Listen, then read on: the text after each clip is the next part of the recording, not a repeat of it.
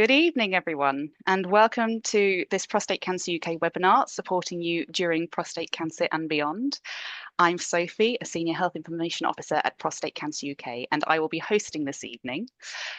Before we get going, I just need to go through a little bit of housekeeping. Firstly, we are here on a Zoom webinar, and that isn't the same as a Zoom meeting. So everyone is only able to see and hear the panelists throughout the webinar. Your microphone and camera are not connected, so you don't need to worry about background noises or background images.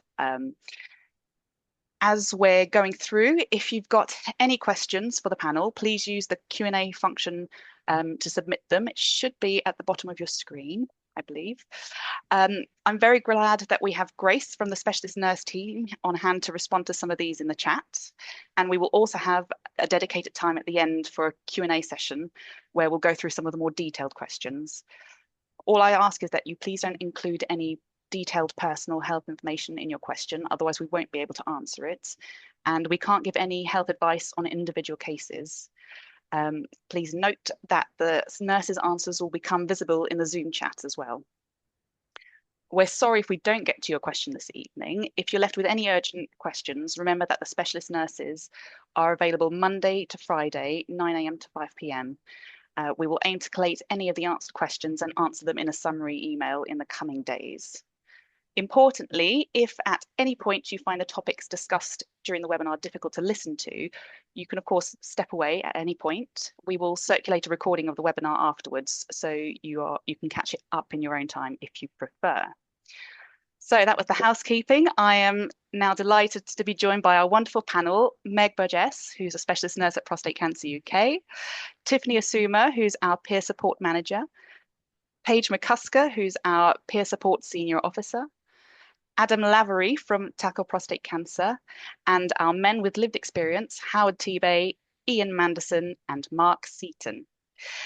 So Meg will start our first talk soon, but we're just going to do a quick poll as we would like to know a bit more about our audience today. Let me just pop it up. The poll should pop up, and please apply any of them that apply to you. Don't worry, the questions and the answers the answers that you will give will be anonymous. So there you go. So the question we have is, we want to know more about our audience today so that we can improve our future webinar content. The answers you can choose are: I have or previously had prostate cancer. I know someone who has or who has previously had prostate cancer. I've lost someone I love to prostate cancer. I am a Prostate Cancer UK volunteer, or I am a health professional. We have other at the bottom as well. So I'll give you a few more seconds, although it looks like everyone's finished answering. I'm clicking on something, but I'm not getting a tick in the box. I think that's for the it's not for the panelists, I believe. So it's just for okay, that's fine. There we go. No Thank you worries. for that. Okay. No worries. Okay, I will now end the poll. Right, so it looks like the majority of you who are people who've had or have had prostate cancer.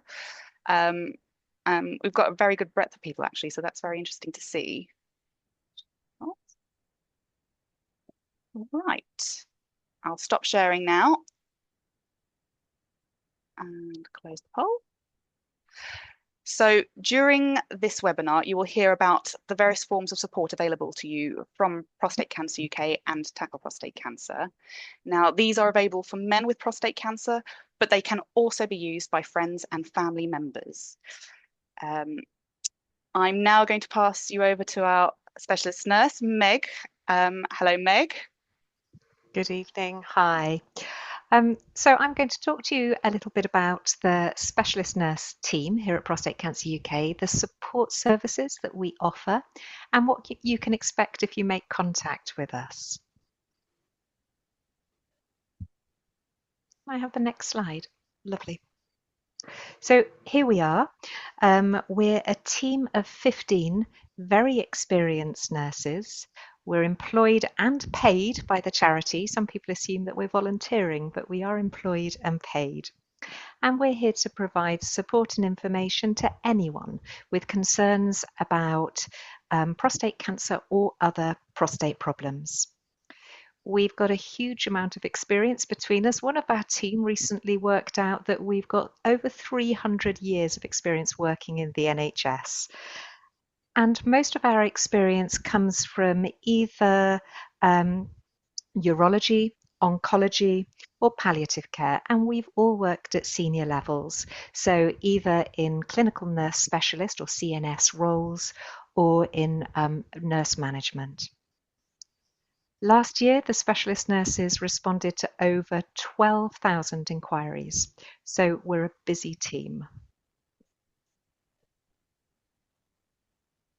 Can I have the next slide, please? Thank you. So, as prostate cancer awareness increases, we're getting lots of questions about risk of prostate cancer and testing the PSA blood test. In the last couple of years, because of that, we've developed a risk information service. So this is a photo of Liam, our risk information officer. Liam is an important part of the specialist nurse team, but Liam isn't a specialist nurse. However, he is trained to answer questions on prostate cancer risk and questions about the PSA test, and those might be questions about yourself or a loved one. Last year, you can see that Liam responded to over 1,100 inquiries. And there are a couple of ways in which you can make contact with Liam, either by telephone or by filling in the contact form on the website, and you'll then get a call back or an email reply. This is some feedback from somebody that used the risk information service. So it's a clear example of why it matters. It shows that the service can offer clear information at a time when people may find it difficult to find the information they need elsewhere, often even from GPs. So it's been a popular and well-received service. So here are the services that the team of specialist nurses can offer. None of our services are face-to-face, but they all offer confidential, unbiased, and evidence-based information. And our nurses keep up to date with the evidence base with regular training, and we're also very lucky that we're able to attend both national and international conferences. We also work closely with our data and evidence teams at Prostate Cancer UK and the research team, who can sometimes support us in responding to complex inquiries. And as Sophie said before, all of our services run Monday to Friday, 9 to 5. We do have a later start on a Wednesday. We start at 10 a.m. on a Wednesday. So I'm going to tell you a little bit more about each of those services on the next few slides. But before I do that, I thought it would be helpful to look at some of the common themes that we get and ways in which we can help. So as I say, we can take calls through the risk information service about risk and testing. Those calls will often be passed on to the nurses if somebody's concerned about any symptoms they might be experiencing. We often have conversations about diagnostic investigations and tests, and we can help people to know what to expect from a test. Understanding a new diagnosis. When somebody's newly diagnosed, there's so many different numbers and scores and scales to understand that those can be quite long calls, unpicking that and making sense of it. Some of our longest calls are in discussing treatment options, and it's not unusual, of course, for men to be given a number or often be given a number of treatments to choose from. That's often unexpected, and it can feel overwhelming as well, making those decisions. So those can be long calls looking at the pros and cons and helping to help with informed decision making. We have calls about side effects, either concerns about what side effects may be for men that haven't been treated, or helping to manage side effects after treatment. Sometimes men will get back in touch with us if things change. So, for example, if a cancer recurred or progressed, then we can become a point of support again. We're a regular point of contact, often for men living with advanced disease. Coping with uncertainty comes up a lot, and that's something that we can help with. Whether it's waiting for test results and not knowing what sort of side effects you might have, or just not knowing what the future holds, being able to have conversations with the nurse and talking things through can really help to ground you and focus on the things that you can control. We have calls about palliative care and symptom control. I think all of our calls will often have an element of some form of emotional support as well. We're very lucky that we have the time, and at a time when there's a lot of pressure within the NHS and conversations might be very short, we can really have the time that you need to be able to listen and provide support. And it can be helpful to give us a call before an appointment to prepare for an appointment, or indeed after an appointment if there are further questions or you want to just sense check things. And some of the things that we can't do. So we're not connected to the NHS. We can't access your medical records or the NHS systems. And we can't provide PSA blood tests either, but we can certainly help with informed decision making and guiding men in how to access testing. We offer emotional support, but we are clear that we're not trained counsellors. And if somebody did need more specialist support, then we can help to signpost them in the right direction. We're also clear that we offer support and information rather than giving medical advice. But we can certainly help with practical solutions, we help to guide decision making, and we can help you to ask the right questions to your doctor or hospital team as well. We don't offer advocacy as such, but we really do understand best practice and can guide you in how to raise concerns about your care if that's necessary. And even though we fund quite a lot of clinical trials and we can offer information about a range of clinical trials, we can't recruit anybody onto a trial.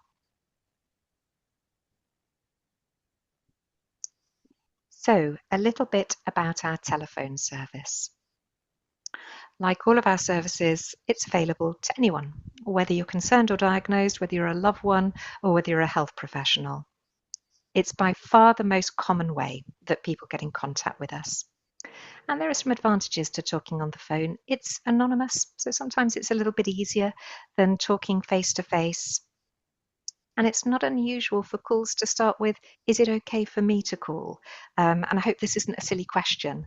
And there's no such thing as a silly questions, and we can take calls from anyone if you've got concerns. So our average call length is about 15 minutes, but it really does range from a few minutes if we're taking a literature request or order, or up to an hour or more to discuss more complex situations or treatment options. You can usually get straight through to the nurses. There are a number of us on the telephones at the same time, but if we're all on calls, you'll get a message and we have a callback service, so we'll get back to you as soon as we can. And we also have a translation service if necessary as well. So with each contact made to the specialist nurses, you'd be offered the opportunity to complete a feedback survey. And our feedback is overwhelmingly positive, but it also sometimes shows ways in which we can do even better. And this is a quote that I'll let you read from somebody that found that telephone service helpful.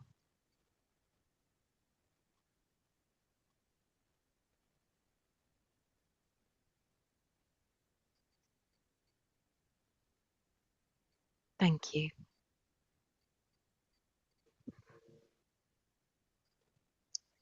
So it's not always convenient to talk, and writing might be somebody's preferred way of communicating with us. Some people will often say that, they may feel too emotional to talk, or they might not have a confidential space at the time they want to talk to us, or they might not have the confidence to pick up the phone. So these are the written ways of getting in contact. Our WhatsApp service, which is available on our main telephone line, and that's offered during office hours. We have live chat, and if you're on a web page and there's a nurse available, a live chat window will show on the bottom right-hand corner of the screen saying that there's a nurse available if you have any questions.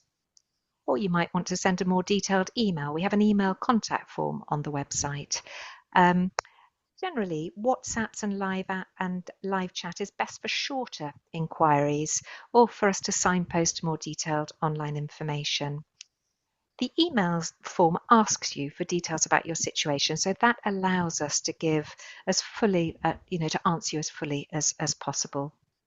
However, we do say that sometimes more complex questions, or if there are lots of questions, they can usually be dealt with best with a telephone call, a telephone conversation, and very often we'll follow up with an email or some literature.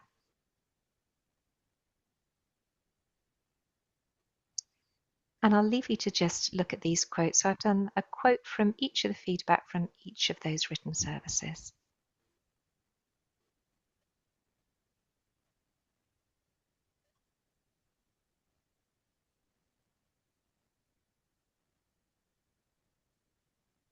Thank you.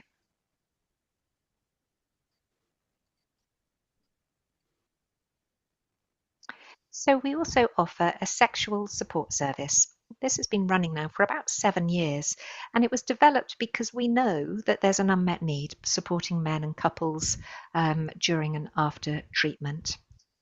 The service is run by 6 of our specialist nurses who've got expertise in the area of sexual well-being.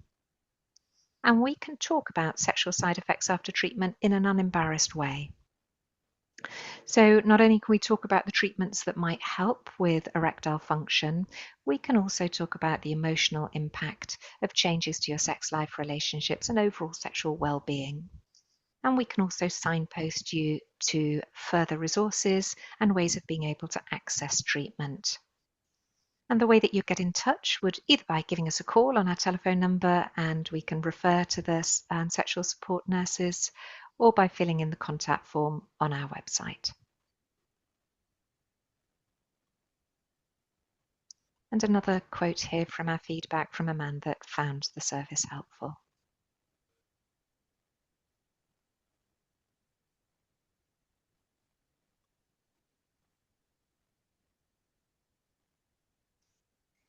We also hold, or currently hold, monthly hormone therapy classes. Our hormone therapy class is called ADT, the Lowdown. It's a one-off, 1.5 hour class held on Zoom, but it's interactive. We can hold classes for up to 12 men, and partners are always welcome. And it's interactive in that men can ask questions and share their experience. And it's that, and the feedback tells us that it's that interactive nature of the classes that men find most helpful, being able to hear from and talk to men in a similar situation. But we cover the management of side effects as well as strategies on keeping healthy on hormone therapy. There's a quote there from one of our class attendees. This is something that we want to expand in the future, and we hope that later this year we'll be starting some new online classes similar to the style in which we offer the ADT classes, and these will be targeting men on active surveillance. So watch this space, and hopefully that will be something that we'll be offering very soon. I wanted to put this here because our website is busy with a huge amount of information, of brilliant information. But to get to the information about the support services from the specialist nurses, you need to go to prostate information and support, click on Get Support, and then the drop down menu will have specialist nurses at the top. And that will go through how to get in touch with all of the services I've mentioned today.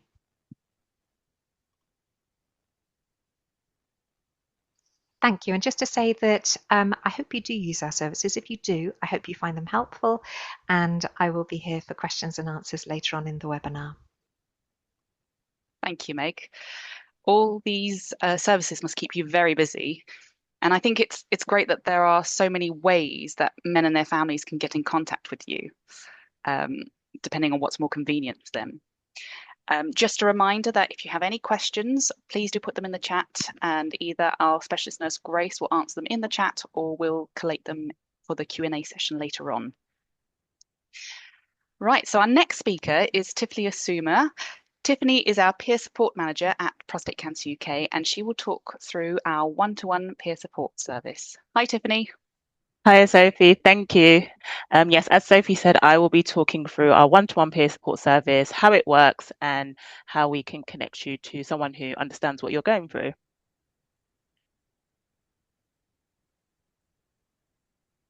Okay, so what is the one-to-one peer support service? So the one-to-one peer support service offers anyone affected by prostate cancer the opportunity to talk with one of our trained peer support volunteers over the phone.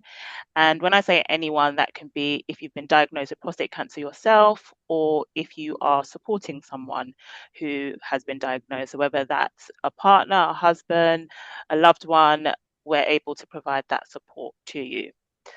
All of our peer support volunteers, they have lived experience of prostate cancer themselves. So we have volunteers who've been diagnosed themselves, as well as volunteers who have supported someone, and they're there to listen to your issues, your concerns, and share their own personal experiences to support you.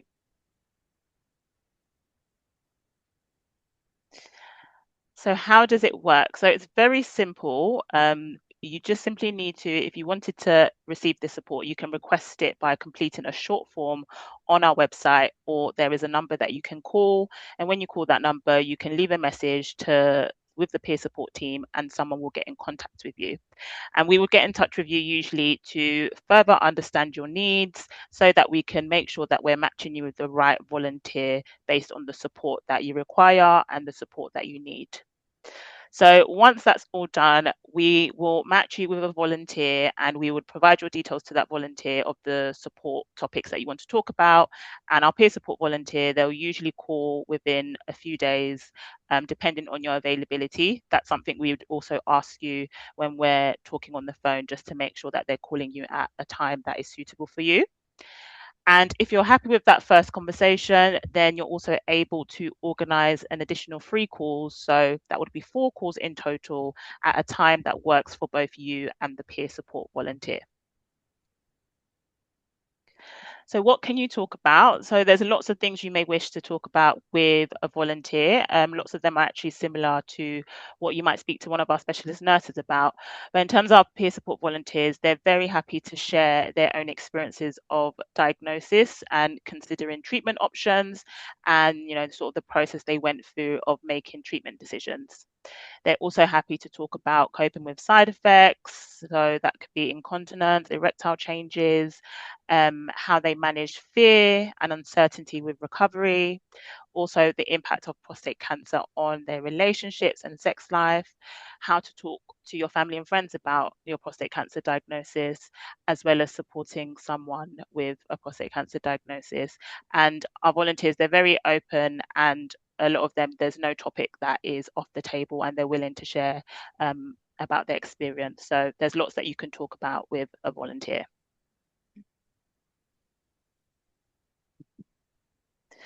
So some of the key benefits of one-to-one peer support and why you may wish to request speaking to a volunteer. So one of the main aspects of the service that comes across from feedback is just the value of speaking to someone who truly understands, speaking to someone who's been through a similar situation, similar treatment, and just hearing that real life, real world perspective from someone who has walked a similar path.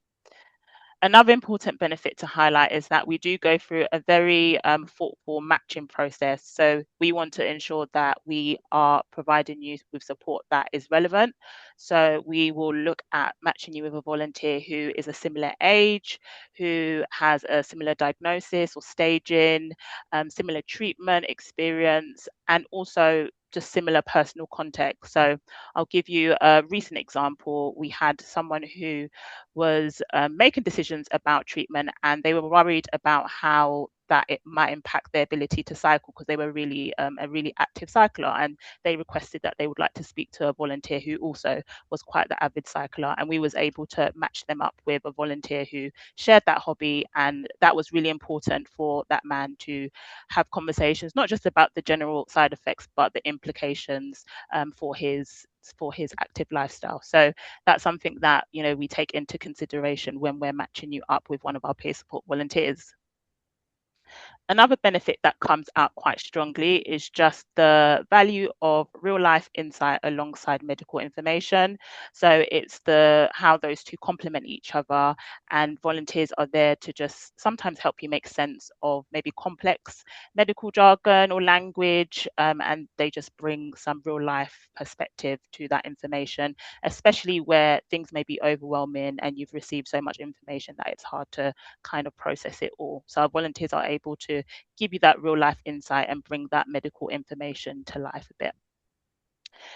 Another benefit is it gives better understanding of treatment, side effects, and what to expect. So that's another common feedback that we hear, that speaking to volunteers made it easier for people to make an informed decision about what they would do next concerning their situation.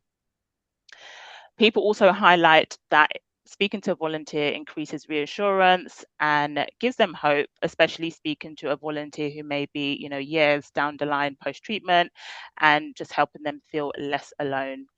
And lastly, it's a safe space to ask questions openly. So like I said before, our volunteers are very candid. There's not much that they will leave off the table, and they're happy to answer any questions.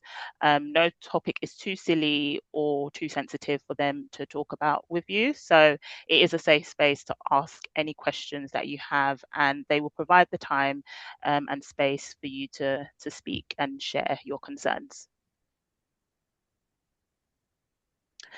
So just to highlight the impact, so we have 67 active peer support volunteers, and that's a mix of volunteers who've been diagnosed themselves and also volunteers who have experience supporting someone with prostate cancer. Last year, the service supported 402 men and their loved ones with the one-to-one peer support service. And our peer support volunteers, they provided over 500 support calls as well.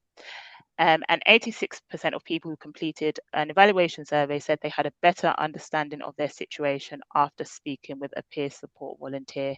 So that just highlights some of the, again, the benefits and the impact of this service for men and their loved ones. So here are a few quotes. I won't read out all of them, but you can see them on the screen. I'll just read out one, which says, "This was an excellent way to help inform and prepare me for the forthcoming decisions I need to make regarding my own journey. The person was very open and honest about what I can expect. I would definitely recommend this service to anyone who has to face this situation." So these are just a few examples of the comments that we get about the service, just highlighting the benefits of speaking to someone who's been through a similar situation and how it helps them navigate the prostate cancer diagnosis and the journey. Okay, and then recently, well, last year, October, we launched the Black Men's One-to-One Support Service. So this was in response to feedback just around the importance of having safe spaces for Black men to connect with other Black men. And so we launched this service to connect Black men who are diagnosed with prostate cancer to a trained Black volunteer. And this supports our mission to provide support that is personalized and culturally informed. And I have one quote here from a service user who recently used the service, and he said, "I feel more confident and prepared for the challenges. It is very important to speak with a Black man as myself and share valuable experience. The journey is long and challenging, but talking to a person who is ahead of me in the same journey is very refreshing and helpful."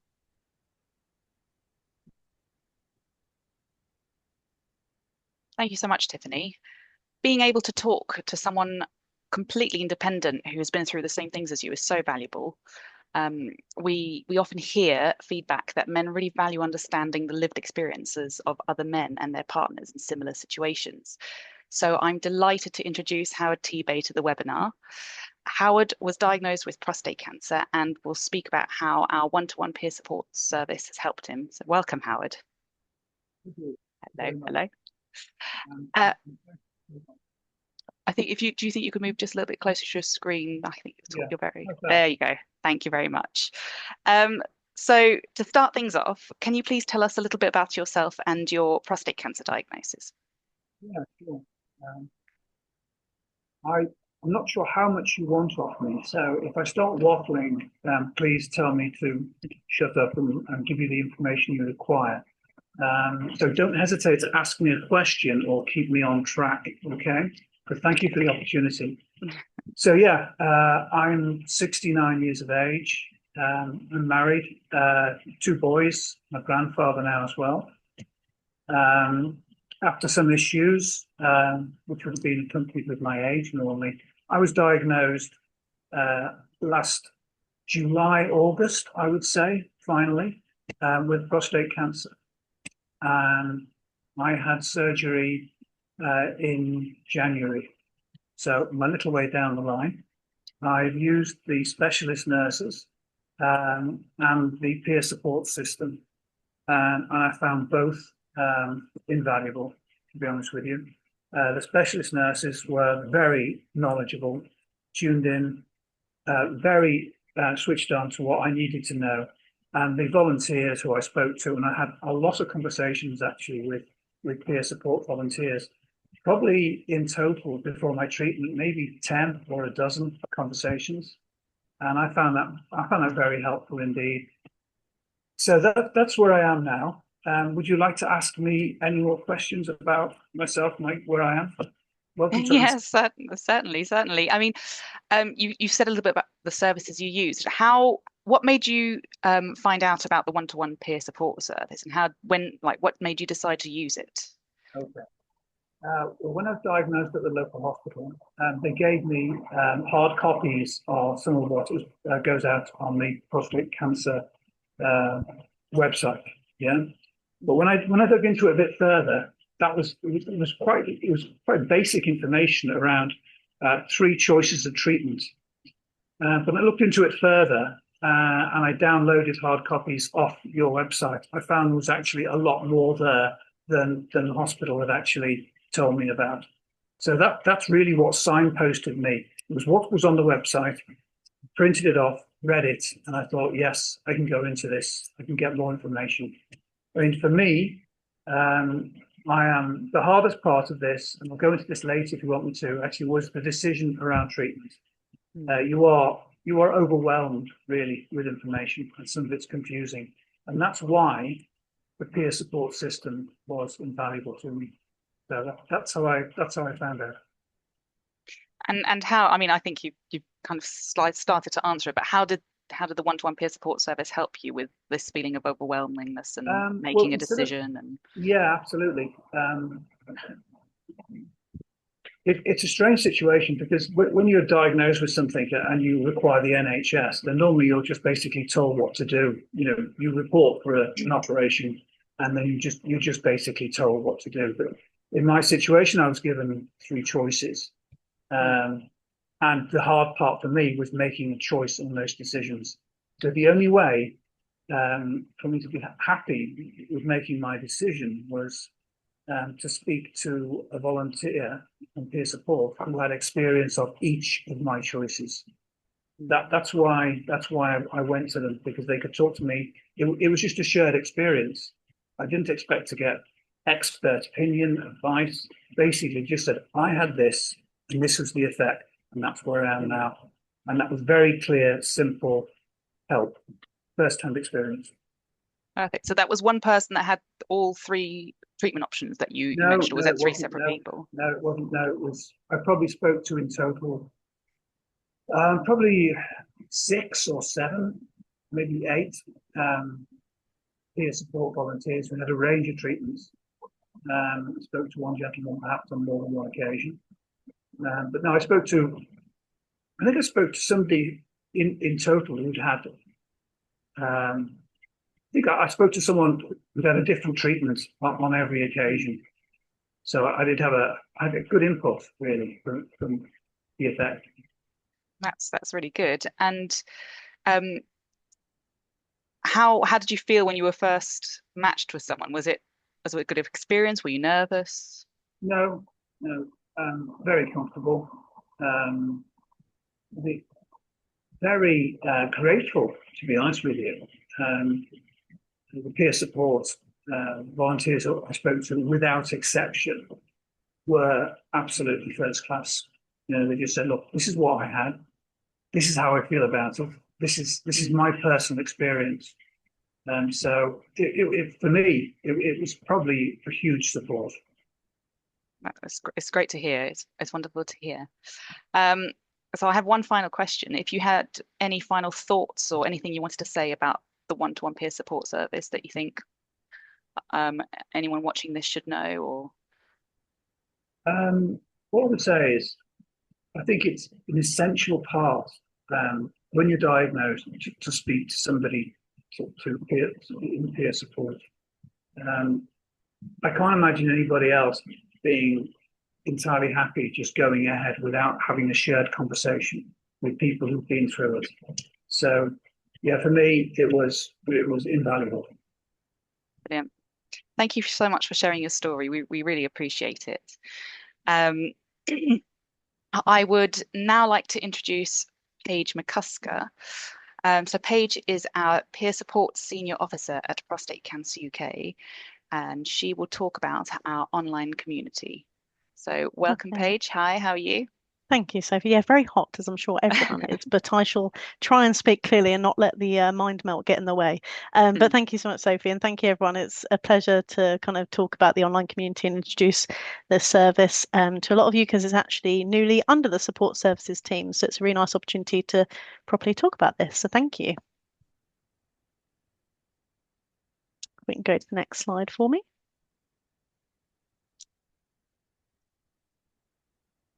Perfect, thank you. So if you haven't heard of the forum before, just to kind of give you a bit of context for it. So this is a dedicated forum. It's on the Prostate Cancer UK website that you can access this, and we'll talk about how you can find this specifically in just a moment. But essentially, it's all about bringing people together that are affected by prostate cancer in any way, whether that includes someone who's worried about symptoms and just has some questions perhaps about risk as well, or someone who's received a diagnosis, is living with, considering treatment options. It really is every part of that journey that people can join in, and kind of have a look at the forum, and that's loved ones as well and supporters. And we have a real variety of people who are members of the forum. It provides a safe, supportive space where members can share experiences. Lots of people actually spend an awful lot of time journaling their time, kind of navigating prostate cancer and their treatments and kind of where they are today. And people can ask questions and connect with others to understand what they're going through. And one thing to say actually is this forum is completely public access. So if you're someone who maybe just wants to have a look at the information, first of all, you can absolutely do that without being a member. If you want to engage with it a bit further, if you want to ask questions yourself and kind of talk to people on there, then you do sign up and become an official member, but you have those options available to you to choose how you want to interact with it. So a couple of ways that you can find the forum. The main ways are through the Prostate Cancer UK website. So you can see here it's kind of in the information and services section. And just as Meg said earlier on with the nurse specialist area, we've got Get Support, and then we've got our online community is one way of finding us. And that takes you straight to the forum directly. And you can also find at the very bottom of the page, we've got this graphic on the right where you can see kind of the prompt to keep talking, an invitation to have a look at the forum as a space to connect with other people who have shared experiences.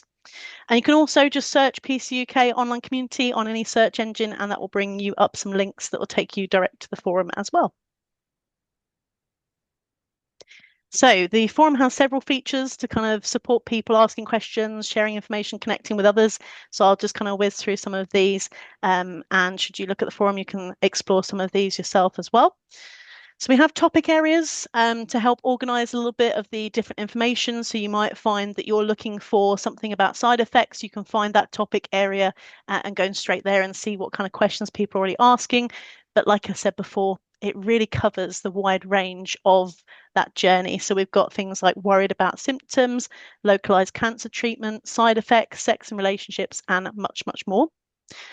We also currently have a few specific groups. So we identified a few kind of groups within the forum that we felt perhaps weren't accessing in-person support groups and perhaps could use a space to answer very focused questions. So we have a group for younger men. We have one for African Caribbean men. We have one for gay, bisexual SMM, which is men who have sex with men. And we have transgender women with prostate cancer as well. And those specific groups can be used on their own if people want to perhaps direct a question there that's specific to that group, or they might want to post there and the general forum. It's really up to people how they want to use those groups, but they're there if people want perhaps a more specific person to speak to. We also have member profiles, so it's completely up to you if you decide to become a member. It's completely up to you how much you utilize this and how much you don't. One of the great benefits that a lot of people say about the forum is that you can be really anonymous still. Even if you do choose to sign up, you don't have to enter anything beyond a username and display name. People won't see any more than that if you don't want to add more than that. So you can set up a profile and be very anonymous if that supports you in your journey and how you want to engage with people. But a lot of people make great use of the member profiles as well to kind of journal their experience, and also to help other people connect with them if perhaps they want to reach out, which leads me on to direct messaging. So you have got the option to direct message other members if you do sign up. So if you do see a member profile perhaps, or you see a thread, a conversation, you think that person really is talking about something that feels very relevant to me, and I'd maybe like to know a bit more, you can reach out to them on the main public forum, but you could also drop them a message and see if they're comfortable talking to you about it a bit more. We also have kind of a good filtering system. So there's lots of information on this forum. It was actually set up in 2001, and we do archive some information, but actually lots of it is still public access. So in order to filter that a bit better, we have popular conversations. So what kind of conversations are the most visited or the most commented on at the moment. We also have recent conversations, so you can click through to a tab that shows you kind of what's being talked about right now or this week. You can kind of edit the time frame for this. And we have customizable notifications. So you might choose to maybe follow a conversation. There might be a thread that you think this really relates to something that I'm thinking about. This is a question that's really important to me right now. I want to follow this conversation. And you can actually receive email notifications, for example, to keep you updated with that particular conversation if you would like to. We also have a moderation team and kind of a reporting system that you can utilize. So if you ever have any concerns about maybe misinformation or spam content, we're kind of always looking for that as staff in general. We have a moderation team internal to PC UK, and we also have an external agency that supports us with moderation out of hours. So that is covered. But the reporting can be really useful to stay on top of things. And share any concerns that you may have to keep the space as supportive and focused as possible. So really exciting. Recently, we've been doing some kind of service development work or starting this, and we've been talking to people that currently use the community and non-users as well to kind of better understand what men with prostate cancer and their loved ones want from online communities if they were likely to use them. We used kind of an external agency to facilitate group workshops, one-to-one interviews and surveys. And we've now collected all of that feedback and created a development plan to ensure the service provides the best experience for users. So we now have kind of a roadmap of where we want to take this in terms of development, which is really exciting. And just some initial priorities. There are lots of feedback that we got, which is fantastic, but some things we really want to focus on first is kind of exploring a platform upgrade. So thinking about how the current platform serves us and any kind of things we can do to optimize that. Reviewing the sign up and onboarding process, making sure it's clear and welcoming as possible and people feel that they understand how best to use the service when they first arrive. And increasing awareness of the service, which is obviously tonight is a great first example of that, talking about it a bit more and kind of putting together promotional strategies to really boost awareness of the service. And finally, just a few bits of feedback. So, I mean, it's fantastic with the forum because people are always writing messages. You're always getting feedback in some way. But I just collated a few of them. I'll give you a chance to have a little look. But one that I did want to read is actually the one in pink, bottom left, because I think it highlights quite a unique use of the forum. And I'll talk a bit about this particular example. So this was a loved one, and they said that they found the Prostate Cancer UK online community through searching online. And my husband agreed I could join it as long as we remained anonymous. I also felt that I wanted to share our experiences with others so they can see things from a different perspective, and more importantly, to get input from others on decisions we were having to make. I feel very supported by members of the online community. I know they are there for me when I'm stressed, worried, and needing to reach out. That makes me even more keen to be able to offer the same support to others. I think this one highlights a couple of really nice benefits to the service, is that it's a very two-way system if you want it to be, in the sense that so many of our members come looking for support and actually they're very able to very quickly give back support. It's a very kind of give and take space for a lot of people, and I know lots of us are motivated to give back in some way, and that's a great way that you can do that if that's a motivation for you. And this particular user also stated that because of the privacy that their husband wanted during this time, they didn't actually tell their daughters initially. They had 2 daughters at the time, and they didn't want to share that information to worry them. Lots of reasons why we might find it difficult to talk to family members. But what they did say, and further feedback that I have, was that they actually ended up speaking to the daughters and using some of the posts they had on the forum to kind of start some of those discussions, to actually say, look, this is some of the things that we've talked to other people about. See what we've asked, see what we've kind of already explained to others, see what they've said back. And it actually gave them some really nice clarity and kind of prompted some of those sometimes difficult conversations with family members. So that's a little bit of an overview. Thank you so much, Sophie, for your time and everyone's time listening. It was a pleasure to talk about. Thank you so much, Paige. Talking about a cancer diagnosis and the side effects of treatment can be a little intimidating at times. So it's having that opportunity to write about it online can make it easier for some. And I think in that way, the online community can be a really powerful tool. And what a better way to hear about the online community than from someone who has used it. So with that in mind, I'd like to introduce Ian Manderson to the webinar. Welcome, Ian. Thank you. Can you hear me? Can you hear me okay? Yes, we can hear you very well. Good. Thank you. Yeah, Good. thank you so much for coming to talk. That's all right. To give us a little bit of a background, can you tell me a bit about yourself and your prostate cancer diagnosis? Yeah, I'm a married father of 3 boys, grandfather as well. Studied physics, went to work in industry for 11 years, and then spent the rest of my working life teaching physics in high schools. So that's basically where I was. And around 2015, I'm now 66. I'm 66 years old just now. When I was 55, I had been feeling very unwell. Didn't know anything about prostate, nothing whatsoever. But one of the GPs that I saw was listening to the symptoms, like getting up to the toilet all through the night, etc., etc. And he decided to get a PSA test for me. So I was diagnosed in April, May 2015. Do you want me to say a bit more about that diagnosis process, or? Yeah, if you're happy to talk about that, yeah. Yeah, so I went and had a biopsy. I had an MRI, and it came back that I had prostate cancer with a Gleason score of 3+4. The MRI showed that the prostate capsule was bulging a bit, so it was a stage 2C, but with the potential to be a stage 3. And it turned out that it was actually stage 3 by the time that I had surgery in the July. But like the previous speaker, I was offered only 2 options. I was offered surgery or external beam radiotherapy. The brachytherapy wasn't appropriate for me.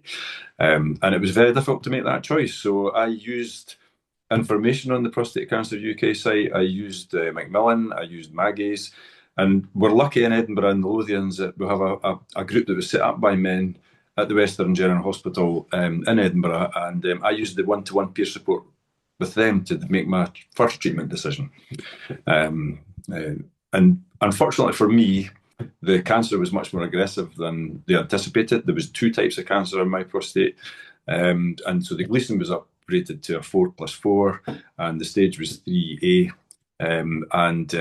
Basically, I then had to go through some salvage treatment, and it was at that point that I dipped into the community, and I found it exceptionally helpful.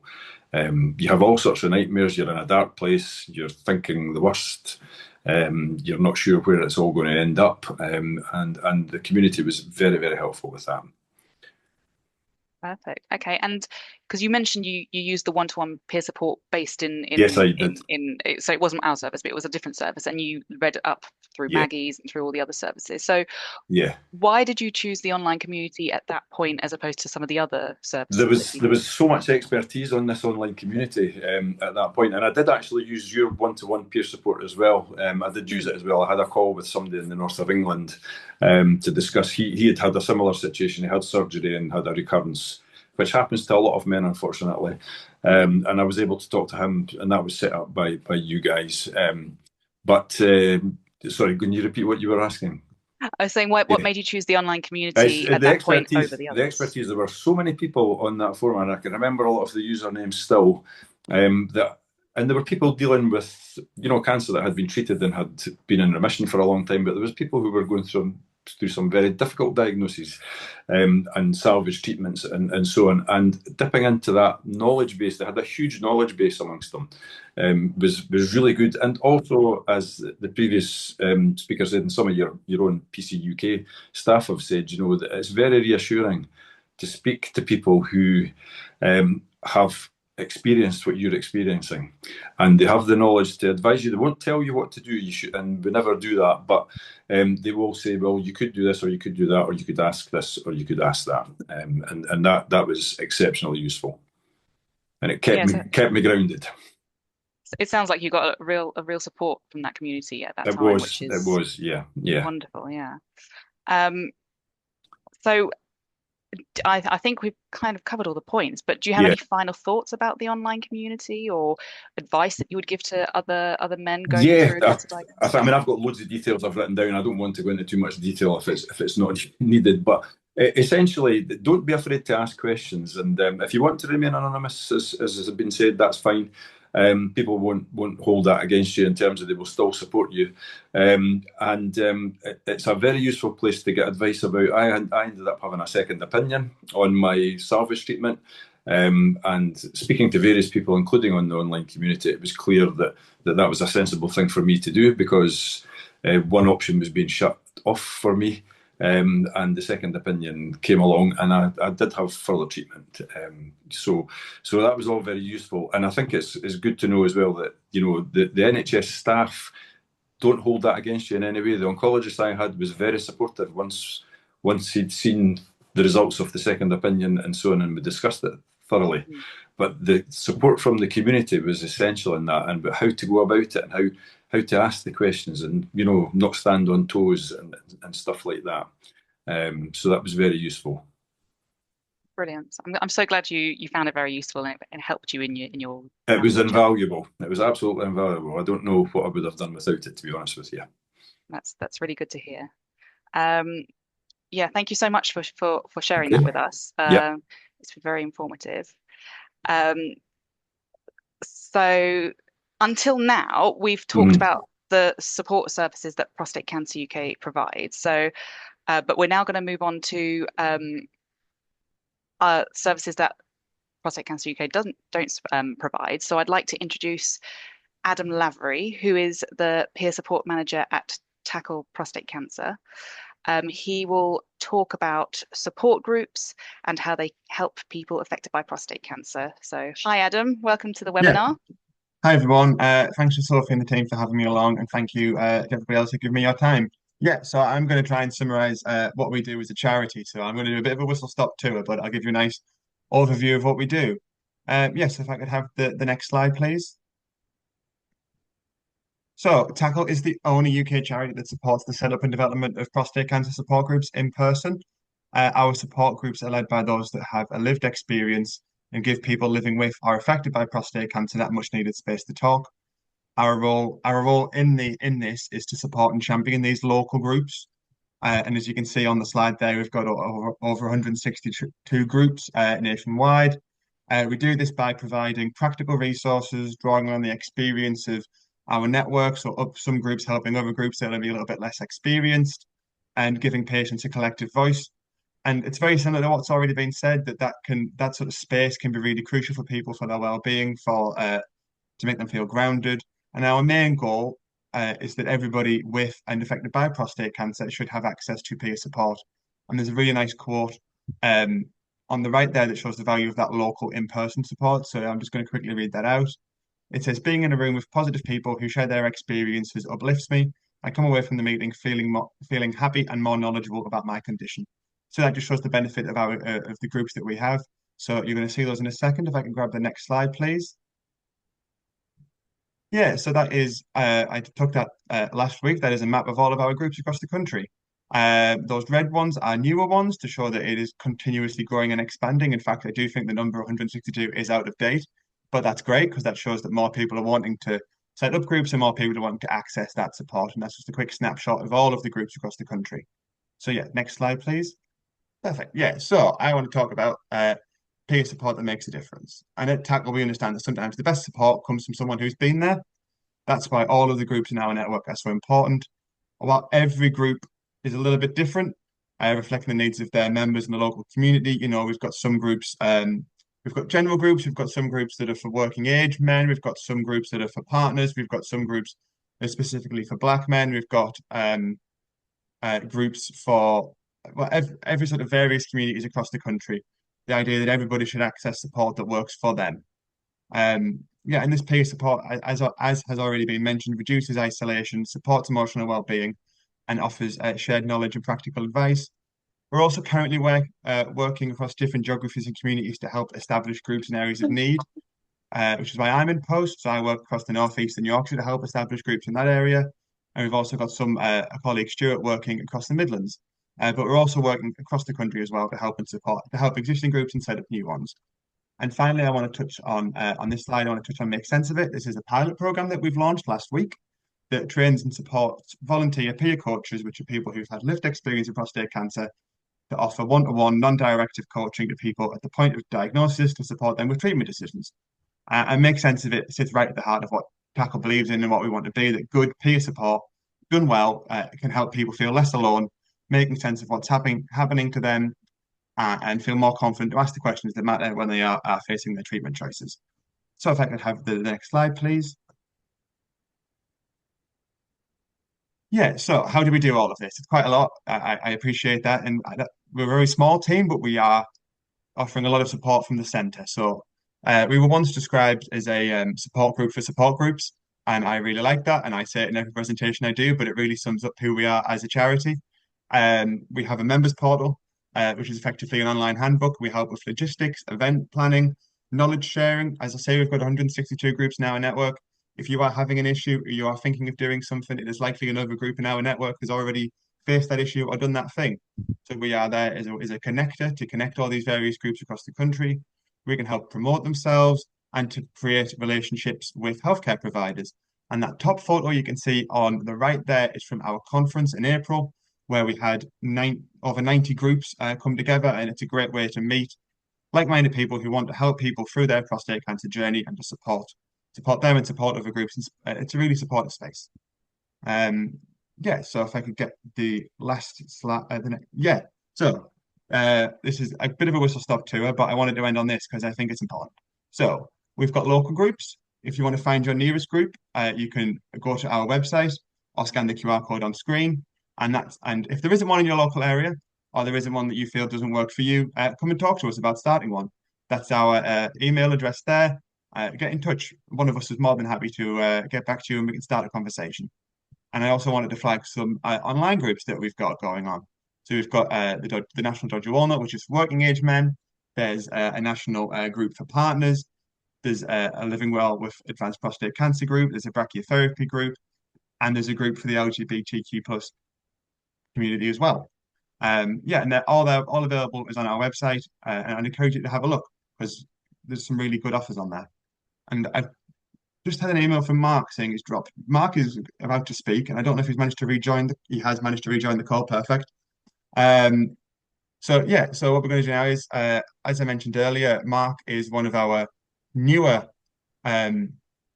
support group leaders. So we're going to take the opportunity to chat to him about his experience of in-person peer support and his experience of working with us at Tackle. So. Yes, thank you. If we could get Mark on the screen, please. Lovely. Perfect. So just to give me a break, I'll let you two discuss the support groups. Absolutely. No problem at all. Hi, Mark. Yeah, so I was wondering, like the previous speakers, if you could just sort of get started by telling us a little bit about yourself. Yeah, so my background is in the NHS. I had various roles, including Director of Commissioning and various roles and the final one was Chief Pharmaceutical Officer because my background is in pharmacy. I decided I was going to semi-retire in August 24 and went down to a couple of days a week, which gave me a lot more time to think about things. And I had myself a PSA test and 6 weeks later was diagnosed with prostate cancer. Not the retirement I was planning, but just the way sometimes these things work out. So I had my treatment in the January of the following year, and during my recovery, I thought running a support group would be really useful, because during my journey, because of my background in the NHS and knowing lots of people, I spoke to lots, like some of the other guys that have already spoken. I must have spoken to 8 or 10 different people, not all of whom I knew, but people that knew people that might want to talk to me or I might find useful to speak to. And it was important to speak to them not only for their experience, but sometimes for their local experience, as in what was it like at our local hospital? Would you go there again? Were you satisfied with the treatment you got? So thinking of the benefits I got from that in informing my treatment decision, I thought it'd be useful to set up a group to allow that to happen. So I got in touch with Tackle, and I think that's the next question, isn't it? Yes, it is indeed. But feel free to carry on. I mean, that's exactly what I was going to ask. I was going to ask what made you sort of get involved with Tackle in the first place. How did you find out about us? Yeah, but once I thought, well, it would be useful, and I think, if I'm honest, I was struggling a bit with retirement. There was a bit of a void because you go from working 50, 60 hours a week, full tilt, then all of a sudden you're not. So I was looking for something to keep me busy, and this felt like a good idea of giving something back, and something I could help with. I discovered there'd previously been a support group in my area that had folded, but there were other groups in other areas of the county, so I visited one of them.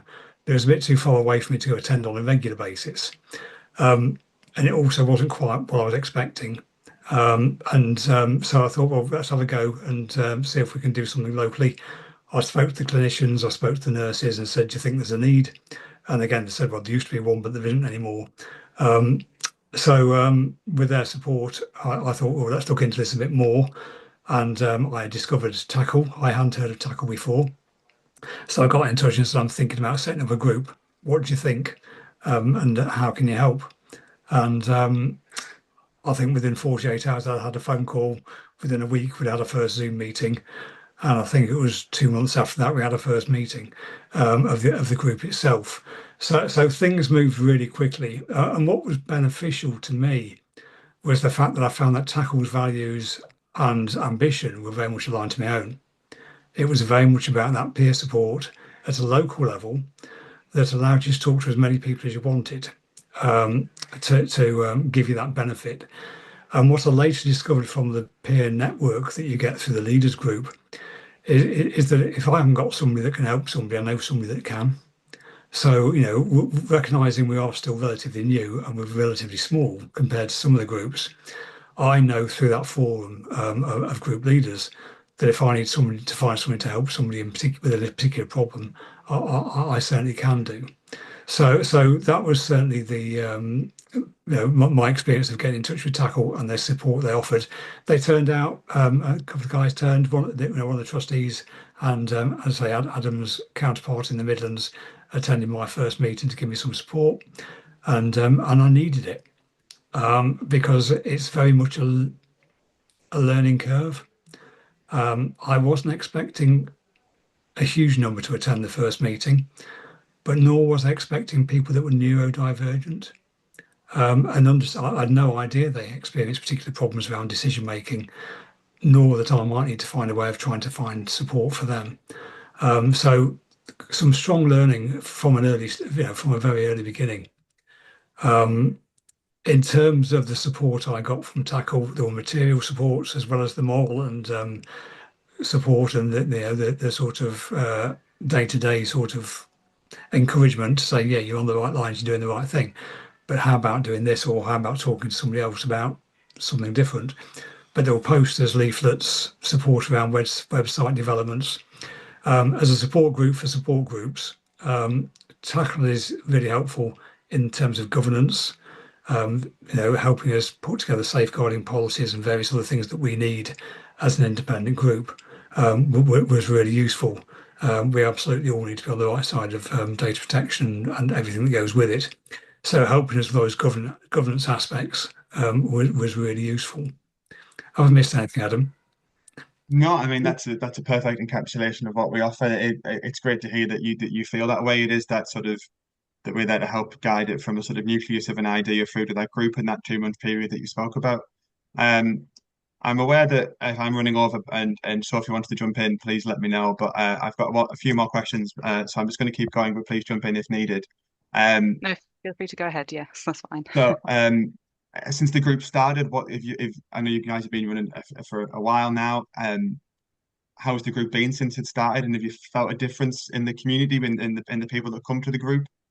Yeah, we started off very small. The two guys that came to our first meeting came and got the support they needed and then left, which wasn't my vision. My vision was that everybody would stay, then support the next generation or the next iteration of people coming through. But slowly we've built. Those guys that did come initially pop back occasionally, and we've agreed, the guy that was neurodivergent, that he would be available for me to refer people to him if need be. So we've gradually built a network. We've tried to build more holistic support.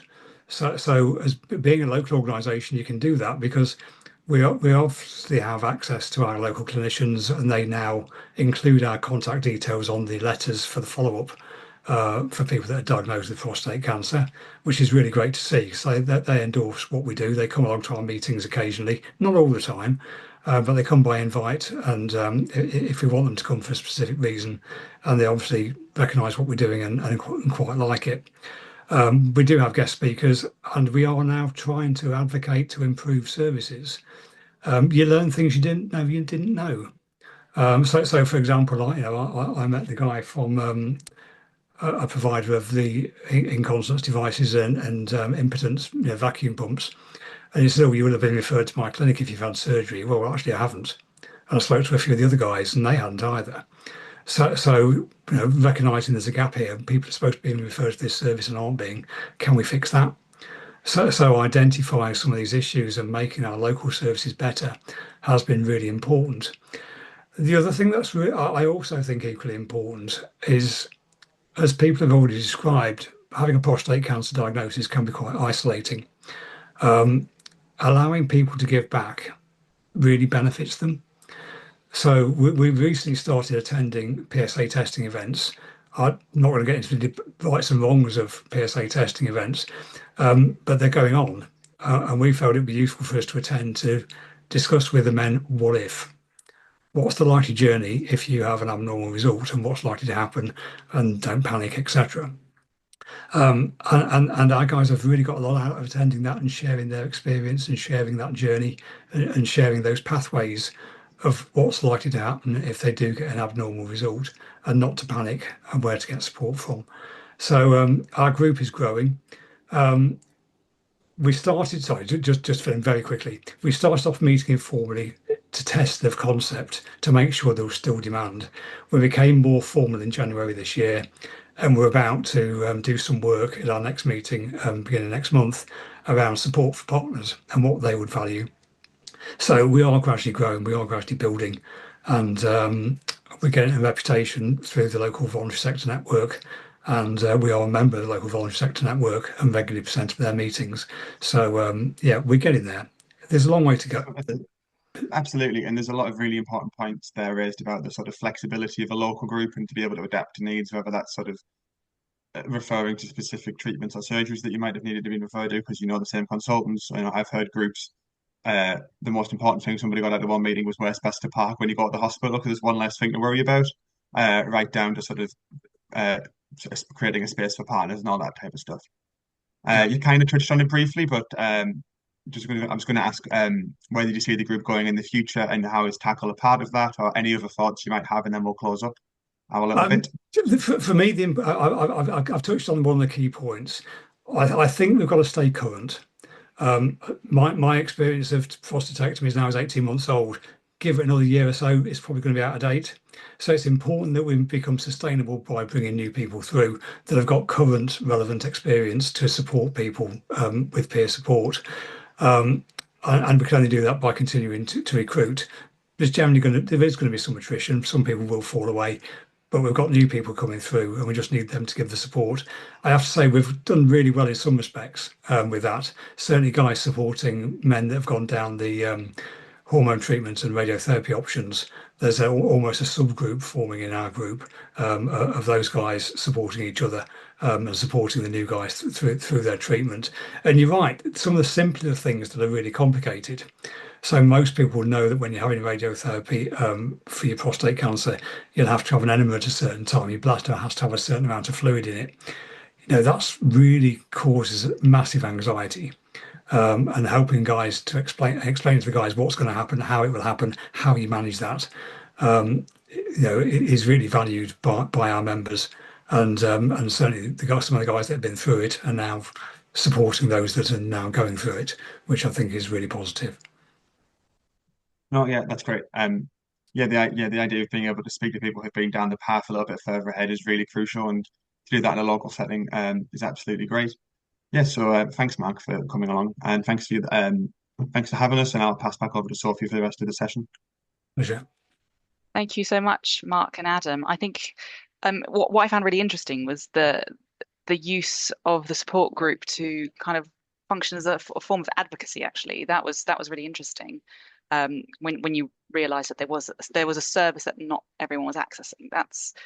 I think that's something that people don't really understand, that you can get through support groups. And what I also like is that although people can go in person to support groups, those that live in more remote areas of the UK where perhaps there aren't any physical support groups available, there is the opportunity to join virtual support groups, so no one is left out. And I think that's really important. So thank you for sharing your story, and thanks for presenting, Mark. That we really appreciate it. So now we've gone through all of our support services that Prostate Cancer UK and Tackle provide. We're going to make a start on our Q&A session. A big thank you to those of you who submitted questions already through the session. We have our panelists here who will be able to answer some of your questions that Grace has been collating throughout the evening. If you have any questions you still want to ask, please do so. Just remember not to include any personal health information in your question, otherwise we won't be able to answer it, and we can't give any health advice on individual cases.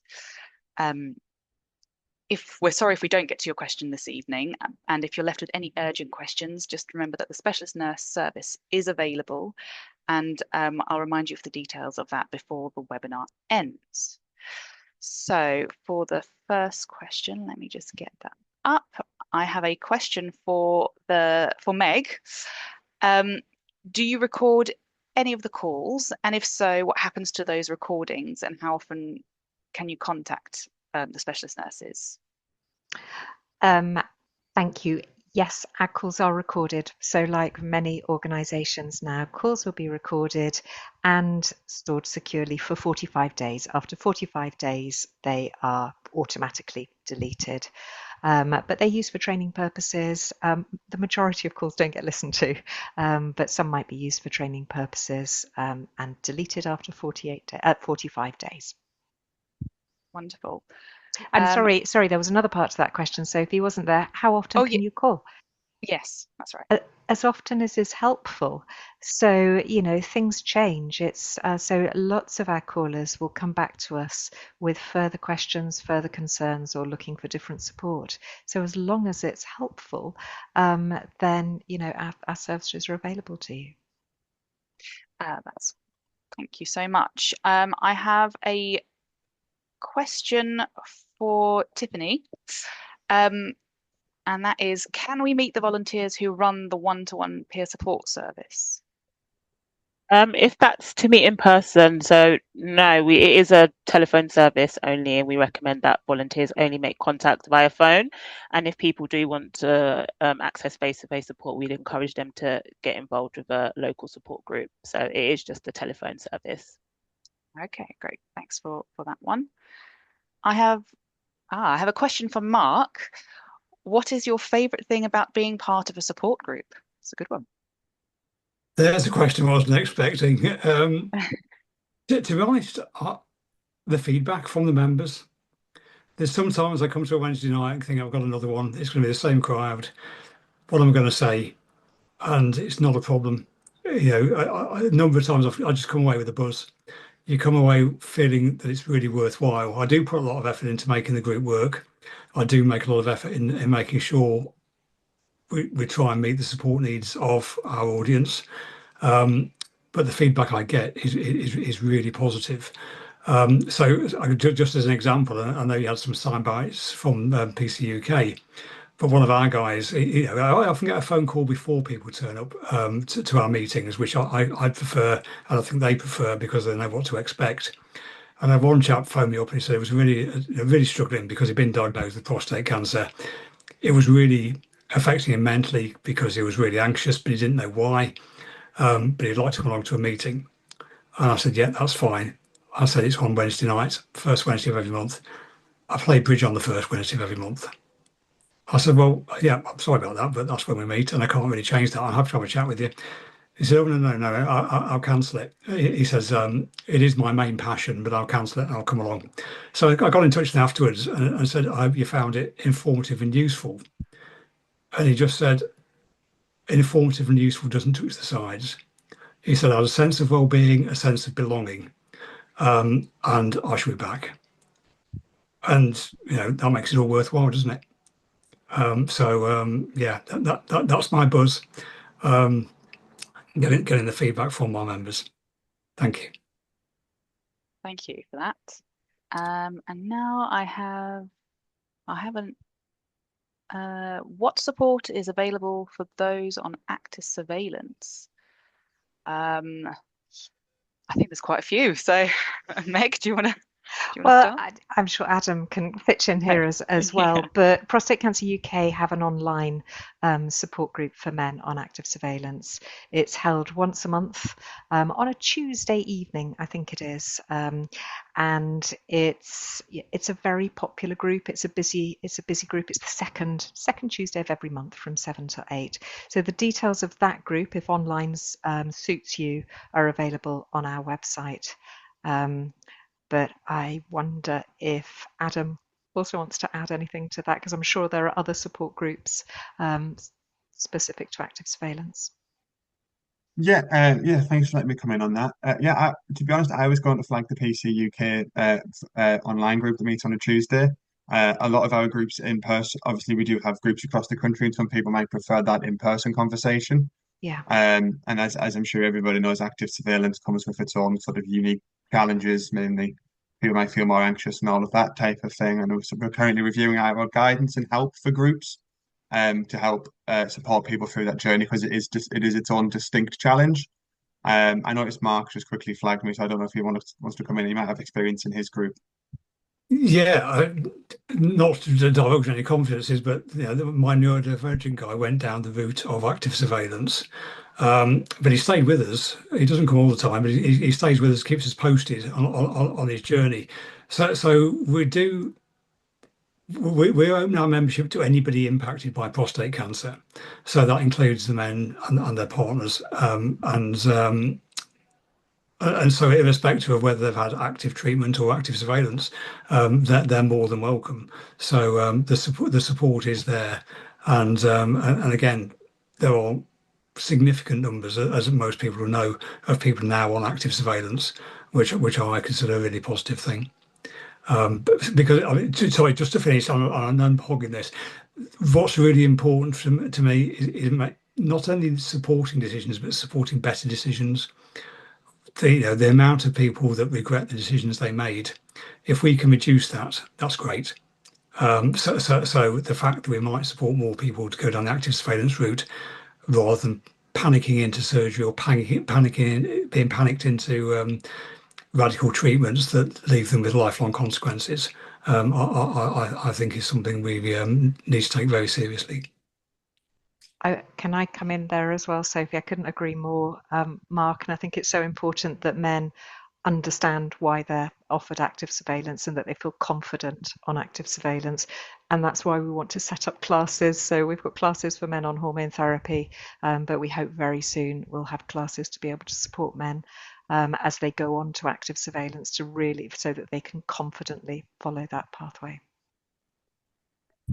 I'd just like to jump in quickly as well. So in addition to the classes and the groups, we do have active surveillance peer support volunteers. So if someone does want a one-to-one chat with one of our volunteers, we have those available as well.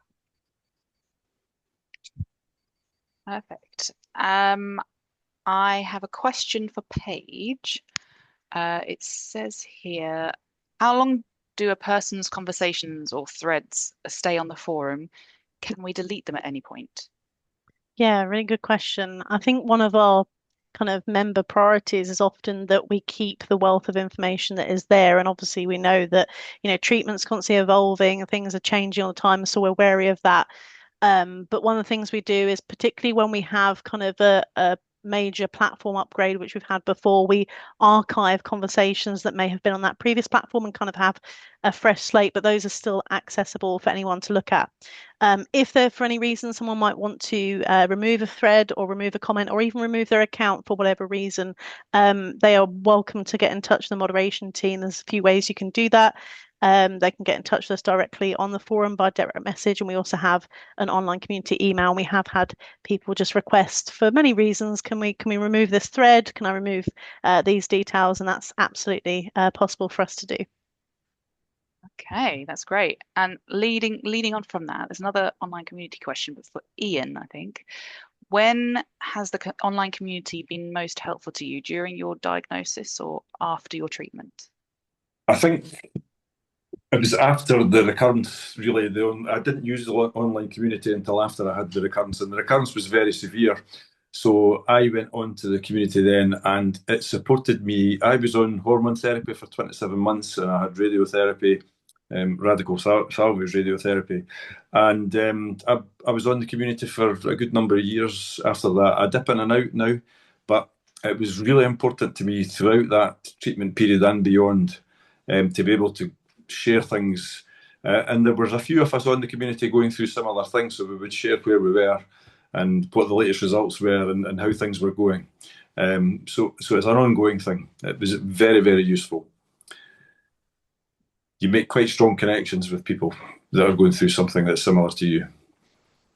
Yeah, I mean, from my experience, if I can just jump in, peer support was helpful, very helpful during my diagnosis and decision-making process, because the diagnosis was not the issue for me. I was not surprised at my age. It was really the decision-making process around treatment. So I had extensive support in that decision-making process.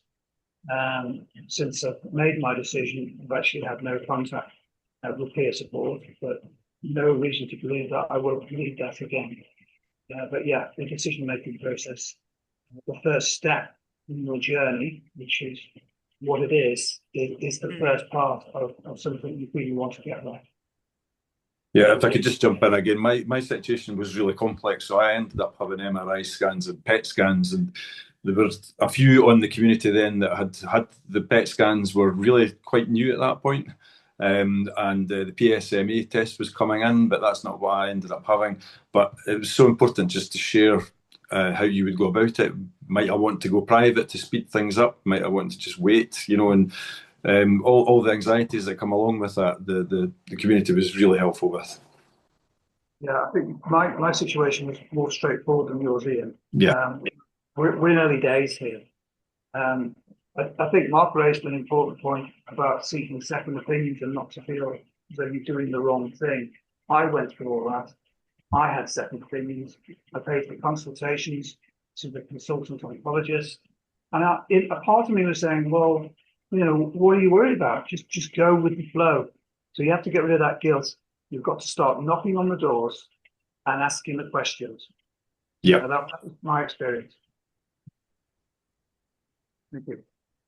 Great, thank you. I think that's it in terms of time for questions. So we're just going to end with one more poll. Thank you, everyone. Thank you, everyone. Let me just get the poll up. Some quizzes.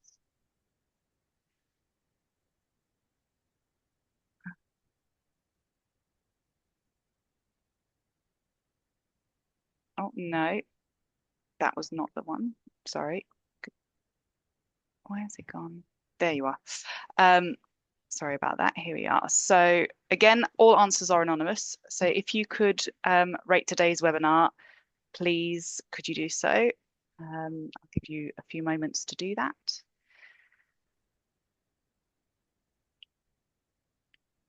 And I just wanted to say a huge thank you to our panel, to Meg, Tiffany, Paige, and Adam for sharing their knowledge and expertise. And thank you so much, Howard, Ian, and Mark, for sharing your stories of prostate cancer. I know that it will be greatly appreciated by everyone listening tonight. I think that's about everything. So I'm going to end the poll there. And it seems to have, everyone seems to be very happy with what we've heard tonight. So thank you again for talking, everyone. I will just close that down. Just to say, keep an eye out on your inbox over the next few days. We will be sharing a survey to ask you how you found this webinar, and we will also be sharing a recording of this webinar. Don't forget, there's a wealth of prostate cancer information on our website, and our specialist nurses are available Monday to Friday, 9 to 5 on 0800 074 8383. That's all from me tonight. So have a good evening, everyone, and take care in this heat. Thank you very much. Bye.